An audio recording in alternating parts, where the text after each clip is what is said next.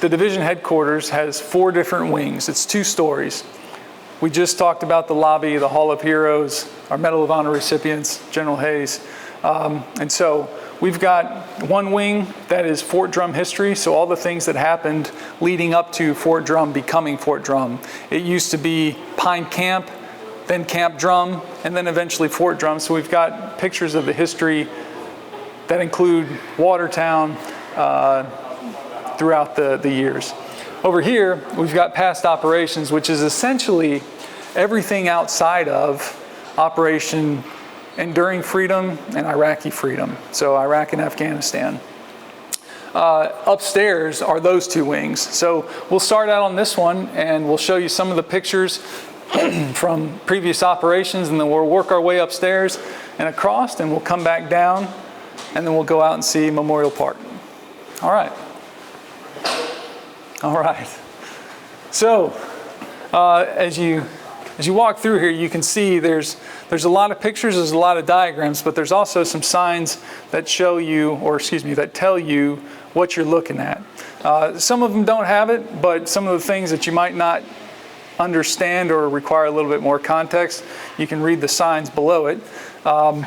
So we've got soldiers here deploying for Desert Shield and Desert Storm. And then, let's see, we've got Hurricane Andrew pictures, pretty cool. You know, everybody takes for granted nowadays that you can walk into a shopette or a gas station or a grocery store and buy bottled water, but that wasn't necessarily the case, you know, 30 years ago in 1992, right? So Jack Daniel's Coors, instead of distilling or brewing, they made bottled water for soldiers and for the soldiers to hand out to civilians at some of these operations. As we walk by too, you'll notice all the different staff sections that are in Hayes Hall. This is Division Protocol, the people responsible for putting on all of our ceremonies and hosting distinguished visitors and VIPs. Behind you, you've got the Division G4, which is our logistics section.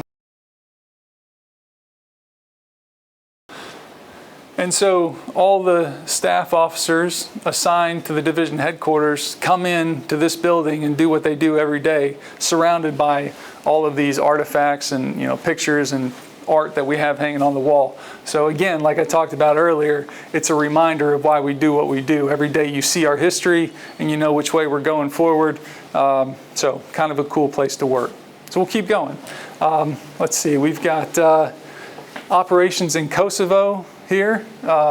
You'll notice all the different uniforms that we'll go through. We had the old print, and then we changed to the digital camo that you'll see in a bit, and then eventually we came back to something that looks pretty similar to what we had early on in the 90s.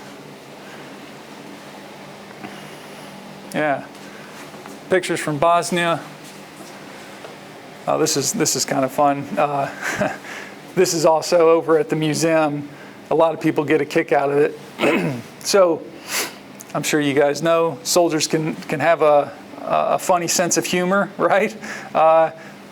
This rock is taped up and it's got a little placard that says the coveted Rock of Somalia award presented to the windshield of Specialist Hank Othmar during an informal ceremony on Route 7 in Mogadishu. That's pretty funny, right? So I'm sure that rock was chucked at somebody and they weren't too happy about it, but instead of getting upset, they made a joke out of it, which is generally what we do. All right. You can tell all the different places that these pictures represent. They're all over the world. And there's a reason that the division has earned the title as the most deployed division headquarters in the Army. And I'll show you a reason or a graph that backs that up. But you know, here's another picture from the Sinai Peninsula. We just looked at this picture over here of an air assault operation that occurred off of the USS Eisenhower. So the division has had some really diverse deployments. And so the last group of pictures on this hall are from operations in Haiti when the headquarters deployed as a joint task force. And so with that, we'll head upstairs.